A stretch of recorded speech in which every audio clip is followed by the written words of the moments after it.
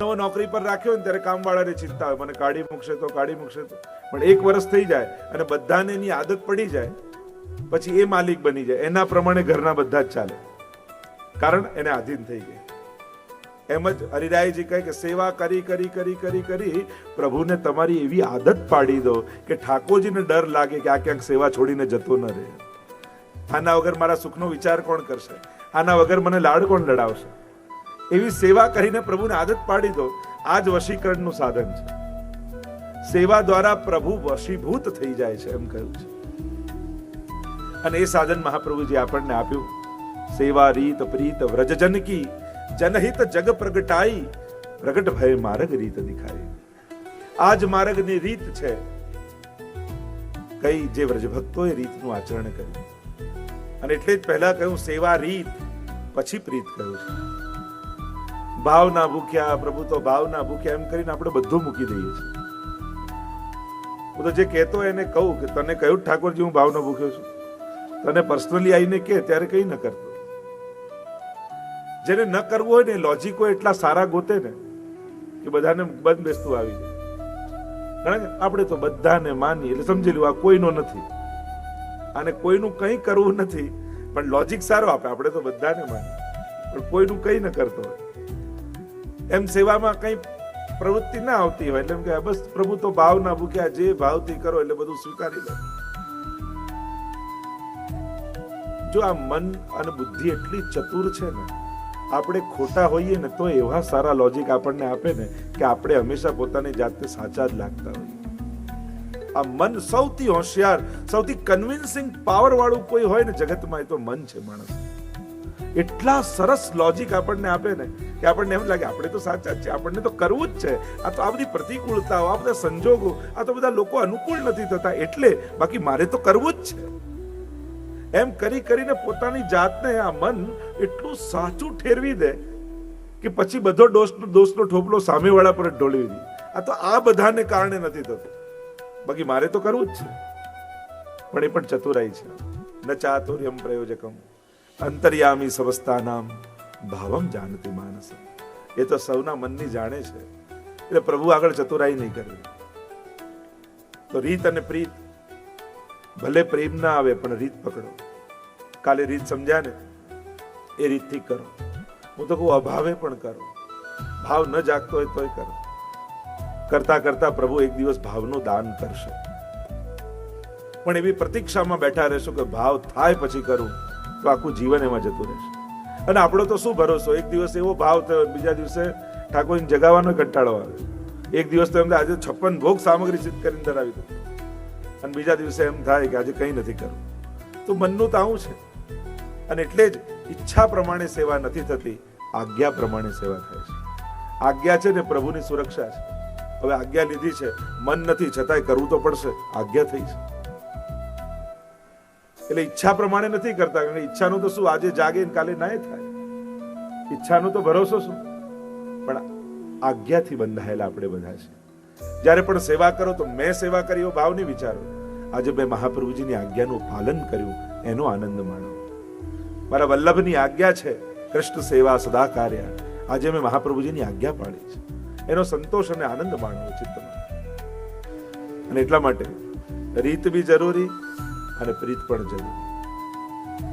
કારણ કે રીત વગરની પ્રીત, જ્યારે જેમ યમુનાજીના કિનારે તમે રહેતા હો ને યમુનાજીમાં પૂર આવે ને ઘરમાં પાણી ઘૂસી જાય ત્યારે ધોળ યાદ આવે, આજે યમુનાજી પધારે અમારે ઘેર રે, આજે આનંદની હેર, આજે આનંદ, ત્યારે ધોળ યાદ આવે ના? એમ તો કાઢો કાઢો પાણી કાઢો એમ થાય. કેમ? કારણ કે સીમા ઓળંગી દીધી, પછી એ પૂજનીયતા પણ એની સમાપ્ત થઈ ગઈ. એમ જ ભાવનું પણ એવું જ છે. સિદ્ધાંતોના તટોને તોડીને જ્યારે ભાવના બહાર નીકળી જાય છે ત્યારે કદાચ એની પૂજનીયતાને ગુમાવે છે. દેહની વિસ્મૃતિ જેને થઈ ગઈ છે, દેહાનુસંધાનની વિસ્મૃતિ, અને જેનું ચિત્ત પ્રભુમાં લાગી ગયું, નિરોધ સિદ્ધ થઈ ગયો, એ ભગવદીઓની વાત જુદી છે. હા, તમને મારાથી કોઈને એવું લાગતું કે હું બહુ મોટો ભગવદી છું તો તમારે જે કરવું એ કરજો. બાકી પત્રમ પુષ્પમ ફલમ તો એમ, આ બધી વાત સાચી, પણ કોના? ભક્તના હું આરોગું છું. આપણે ભક્ત થયા નથી, આપણે ભક્ત થવાની પ્રોસેસમાં છીએ. જે દિવસે ભક્ત બની જઈશું પછી પ્રભુ ક્યાં કઈ કહે છે, પણ હજી ભક્ત થયા નથી. ભક્ત બનવાના પ્રયાસમાં આપણે બધા છીએ, અને એટલા માટે રીત અને સિદ્ધાંતોને પકડી રાખવા જરૂરી હોય છે. અને એટલા માટે મહાપ્રભુજીની આજ્ઞાનું અતિક્રમણ કરી સેવા કરવા નહીં જોઈએ. શ્રી વલ્લભની ના મારી ઈચ્છા આમ થઈ એટલે હું આમ કરું, જ્યાં સુધી બાધરંબા હારી છે, તમારી ઈચ્છા નહીં, પ્રભુની ઈચ્છા થઈ હોય અને એમણે આજ્ઞા કરી હોય, પછી કોઈ સિદ્ધાંત યા કોઈ રીત આડે નથી આવતી.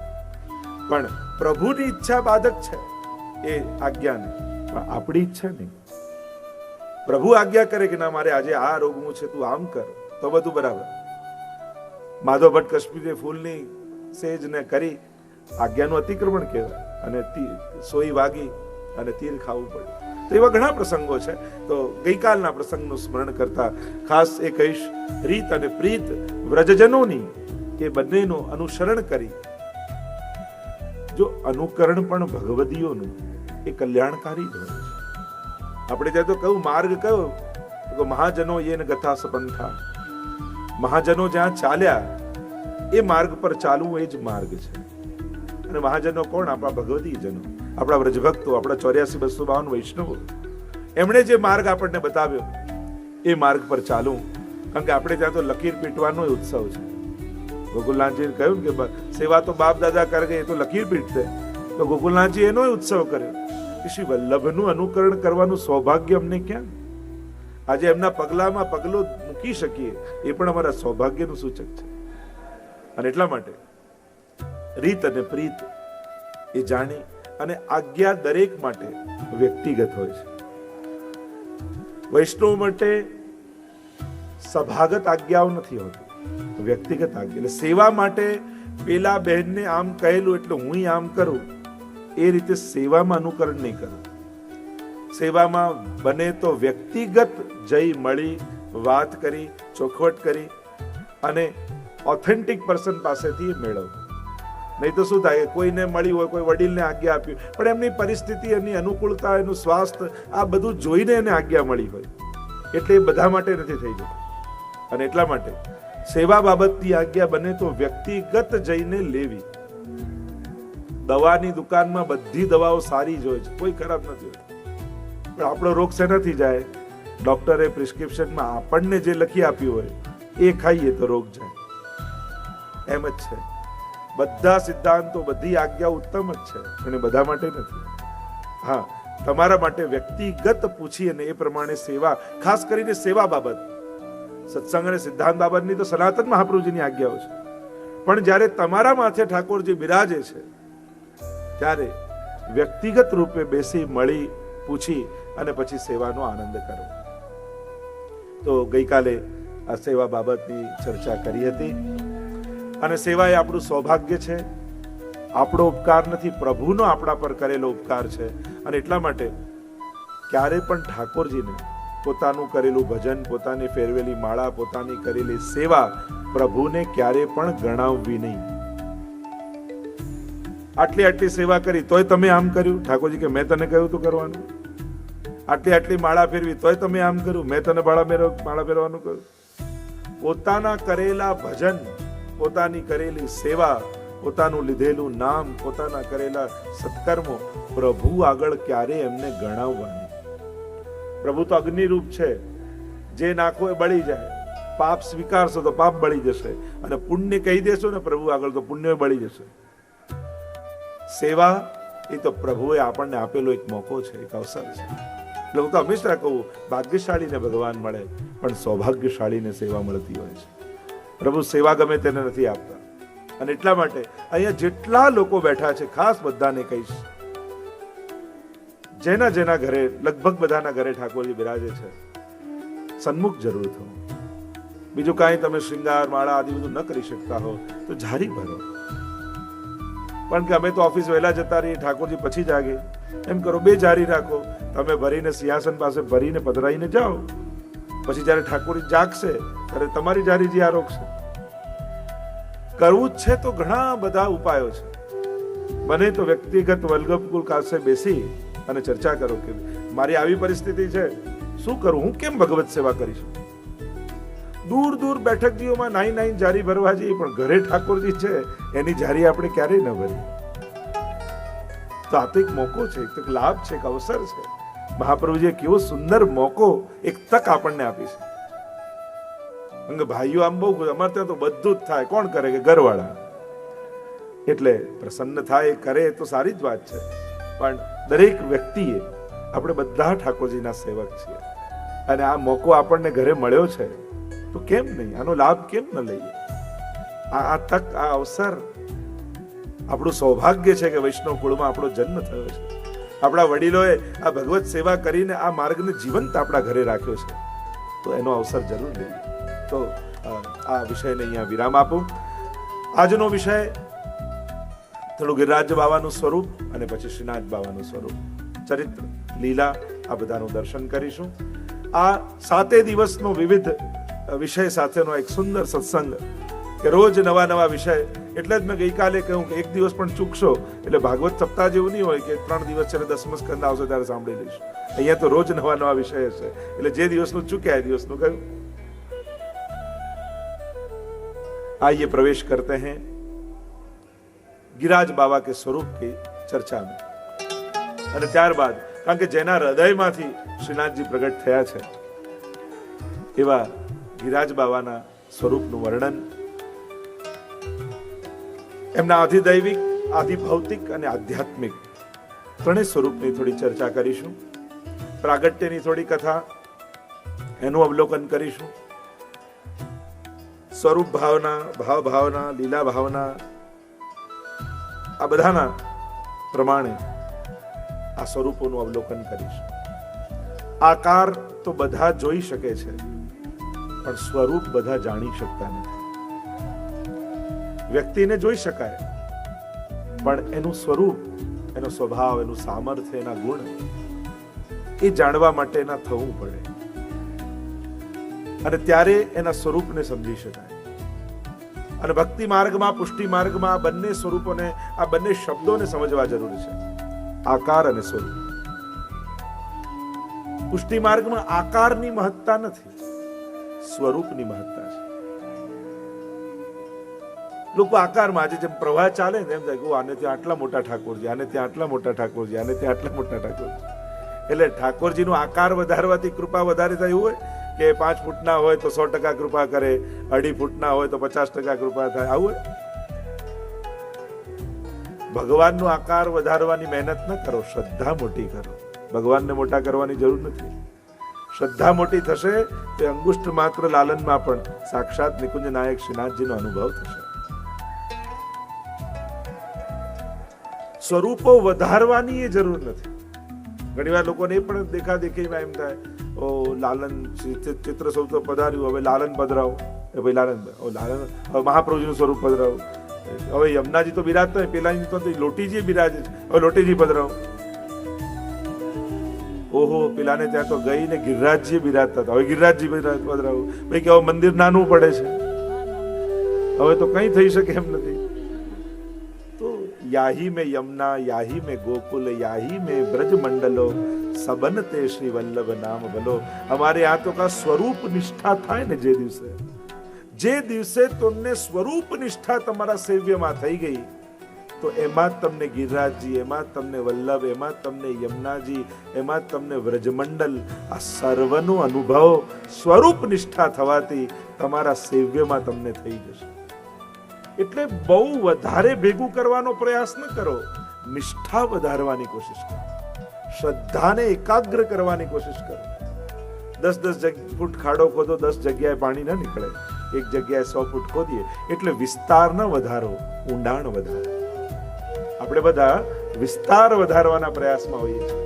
આય લઈ આવું, આય લઈ આવું, આય લઈ આવું, અને પછી મંદિર એવું ભરી દઈએ, અને પછી એમ થાય કે હવે તો પહોંચી નથી વળાતું, શરીર ચાલતું નથી ને, તો કોણે કહ્યું તું આટલું બધું વધારે? પછી થાકી જાય માણસ. જ્યાં આનંદ કરવા જવું જોઈએ ત્યાં જતા ભય લાગે, થાક લાગે, શ્રમ લાગે. કેમ? કારણ કે નિષ્ઠા ન વધારી, વિસ્તાર વધારે. તો એટલી નિષ્ઠા કરી દો. हमारे तो वार्ता साहित्य में आप देखो, वह बालकृष्ण लाल भी मदन मोहन लाल हो गए, क्योंकि स्वरूप निष्ठा थी. स्वरूप निष्ठा હતી તો જે ભાવ થાય એવું સ્વરૂપ થઈ જાય.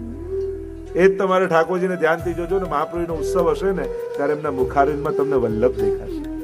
યમુનાજીનો ઉત્સવ હશે ત્યારે તમારા લાલનના મુખારવિંદ જોજો, યમુનાજી જેવું લાગશે. આપણે ત્યાં એટલે જ તો જુદા જુદા ઉત્સવના જુદા જુદા શ્રૃંગાર હોય છે. તો નરસિંહ ભગવાનમાં જ્યારે એ વાઘાંબર આદિ પેલું જ્યારે ધરવા સાજને કેવું આવે ત્યારે તમારા લાલન તમને નરસિંહ જેવા લાગે. દરેક ઉત્સવમાં એ પ્રકારના એ ઉત્સવ પ્રમાણેના વસ્ત્ર શ્રૃંગાર આદિ આવે. આજે રામ જયંતિ આવે તો ઠાકોરજી ને પંચામૃત આદિ થાય. દશેરા આવે તો ઢાલ તલવાર ધરે, એમ લાગી જાણે રામ બનીને યુદ્ધ જીતીને ના આવ્યા હોય. આમ દરેક ઉત્સવમાં વિવિધ પ્રકારનો ભાવ આપણે ત્યાં કરીએ છીએ. એ કેમ? કારણ કે સ્વરૂપ નિષ્ઠા છે, અને સ્વરૂપ નિષ્ઠાને કારણે સર્વના અનુભવ તમારા સેવ્યમાં તમને થાય છે. એટલે આ વાત યાદ રાખવી કે સ્વરૂપ નિષ્ઠા વધારો, વિસ્તારની વધારો, નહીં તો શ્રમિત થઈ તો ઠાકોરજી આપણો આનંદ છે. અને એ પ્રસન્નતા, એ આનંદ ક્યાંક બહુ વિસ્તાર વધારીને આપણે આપણું લક્ષ્ય, આપણી સ્વરૂપ નિષ્ઠા ગુમાવી ન દઈએ. અને એટલે એ સેવ્યમાં સર્વ સ્વરૂપો બિરાજમાન છે. ગુસાઈજીનો ઉત્સવ આવશે તો ગુસાઈજી જેવા લાગશે. તમે ભાવથી અને ધ્યાનથી જોજો. તમે જ્યારે એ સામગ્રી આરોગાવો ને ત્યારે પ્રભુ એ સ્વરૂપ ધારણ કરીને ઉત્સવની સામગ્રી આરોગે છે. આવો આનંદ પુષ્ટિ માર્ગમાં મહાપ્રભુજી આપણને આપ્યો છે. તો આકાર અને સ્વરૂપનો ભેદ સમજવાનો. આંખેથી દેખાય એ આકાર, પણ હૃદયથી અનુભવાય એ સ્વરૂપ. જેમ ગિરિરાજજી પર્વત આકારે છે પણ સ્વરૂપ તો હરિદાસ વર્ણિનું છે. યમુનાજી નદી આકારે દેખાય પણ સ્વરૂપ તો નમત કૃષ્ણ તુર્ય પ્રિયામ. મહાપ્રભુજી મનુષ્ય આકારે દેખાય, સન મનુષ્યાકૃતિ, પણ આપનું સ્વરૂપ તો વૃંદાવન સંપત્તિ અંગ અંગે. અમારા ગુસાઈજી પ્રભુ સપ્ત શ્લોકીમાં કહે છે ને, સ્ફુરત કૃષ્ણ પ્રેમા મૃત રસ ભરેણાતિ ભરિતા વિહારાન પુરવાણા વ્રજપતિ વિહારાધીષુ સદા પ્રિયા ગોપી ભરતુ સ્ફુરતુ સતતમ વલ્લભ ઇતિ પ્રથાવત્યસ્માકં હૃદિ સુભગ મૂર્તિ સકરુણા. સુભગ મૂર્તિ સકરુણા. એ સુભગ ઐશ્વર્ય, વીર્ય, શ્રી જ્ઞાન, વૈરાગ્ય ધારણ કરેલા એ પ્રભુ ધર્મી સ્વરૂપ. તો આ સ્વરૂપની વાત છે. જેમ મિશ્રીનું કોઈ ફૂલ બનાવો, જન્માષ્ટમીમાં જુદા જુદા ખીલોના બનાવીએ, પાંદડા હોય, ડાળી હોય, બધું જ હોય, પણ કોઈ પણ ખૂણાથી ચાખો તો એમાં મિશ્રીનો જ સ્વાદ આવે. અને સ્વરૂપ મિશ્રીનું છે. એમાં જેટલા સ્વરૂપો છે તો રસો વૈશ એવા પ્રભુના જ સ્વરૂપો. આમાં ભેદ નથી, અને ભેદ બુદ્ધિ ક્યારે રાખવી નથી, અને રાખવી ન જોઈએ. મહાપ્રભુજી શ્રી હરિરાય મહાપ્રભુ તો આજ્ઞા કરે, મહાપ્રભુજી, યમુનાજી, ઠાકોરજી, આ બધા સ્વરૂપોમાં જે ભેદ બુદ્ધિ રાખે એને આસુરી જાણે. આ તો ભિન્ન ભિન્ન લીલાના આસ્વાદ કરવા માટે એ જ પ્રભુએ ધરેલા ભિન્ન ભિન્ન સ્વરૂપો છે. તો એ સ્વરૂપની ચર્ચા કરીશું. આકાર પાસે જઈને તમે પૂજન આદિ કરો છો, પણ સ્મરણ કરો ત્યારે એ સ્વરૂપનું સ્મરણ થાય છે. તમને કહીએ આમ ગિરિરાજજીનું સ્મરણ કરો, શ્રી વલ્લભનું સ્મરણ કરો, યમુનાજીનું સ્મરણ કરો. તમને યમુનાજીનું સ્મરણ કરવાનું આમ કહું તો તમે આમ નદી પ્રવાહને ધ્યાન કરો. તમને તો આગળ સીધું ચિત્ર આવે ને સખી સ્વરૂપનું, હાથમાં કમળની માળા લઈને યમુનાજી જઈ રહ્યા છે. તો ચિંતન એ આધિ દૈવિક સ્વરૂપનું થાય.